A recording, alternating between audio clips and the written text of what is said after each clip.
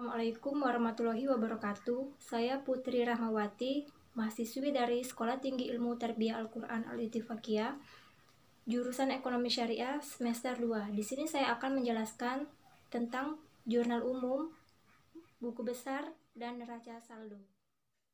Jurnal umum dapat diartikan sebagai buku harian yang digunakan untuk mencatat transaksi-transaksi keuangan secara sistematis dan kronologis dengan menuliskan nama perkiraan yang didebit dan dikredit berikut jumlahnya serta keterangan secara singkat.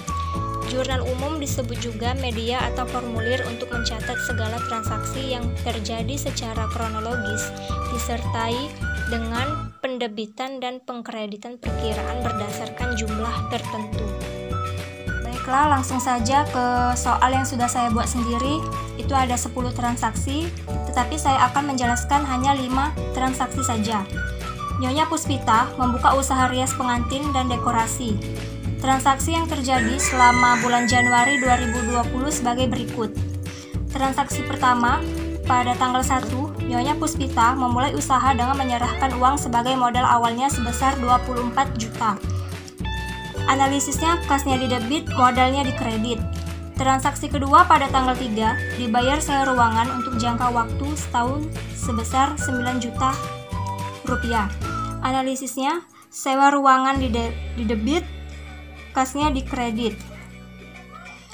Transaksi ketiga pada tanggal 5, dibeli perlengkapan rias pengantin seharga 15 juta rupiah. Dibayar tunai sebesar 10 juta rupiah, sisanya secara cicilan.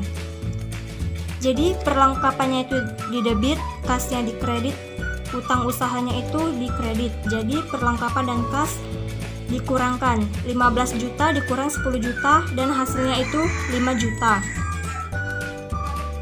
Transaksi keempat, pada tanggal 10 diselesaikan pekerjaan rias dan dekorasi untuk pesta pernikahan senilai 6.750.000 rupiah, tetapi uangnya belum diterima.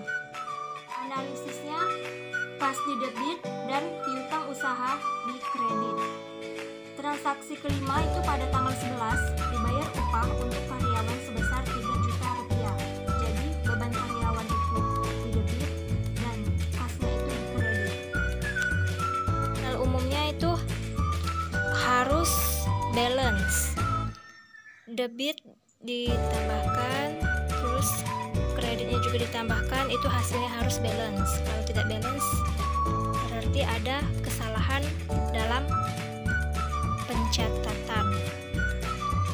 Dan buku besar adalah kumpulan dari berbagai perkiraan yang terdapat pada suatu perusahaan yang tersusun secara sistematis dengan kode tertentu.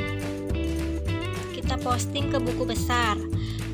Dalam buku besar ini memiliki akun yang berbeda-beda seperti kas, piutang usaha, perlengkapan, peralatan, utang usaha, modal, prive,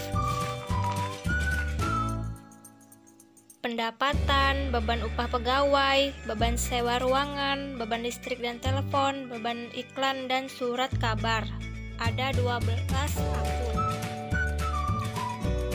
Dan neraca saldo adalah formulir yang berisi saldo-saldo perkiraan buku besar yang disusun secara sistematis. Atau pengertian lain dapat dikatakan bahwa neraca saldo merupakan daftar yang berisi semua perkiraan yang berasal dari buku besar yang memuat semua nilai atau saldo pada saat tertentu.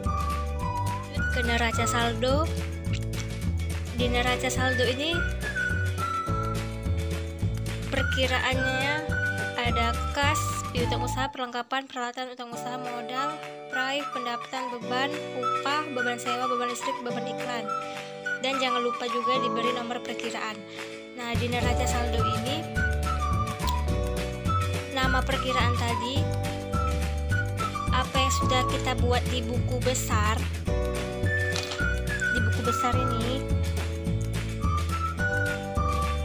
kita masukkan ke neraca saldo nama-nama dan hasilnya tadi ya, debit dan kredit. Jadi itu hasilnya tuh juga harus balance. Mungkin itu saja yang bisa saya sampaikan. Semoga bermanfaat buat kalian semua. Wassalamualaikum.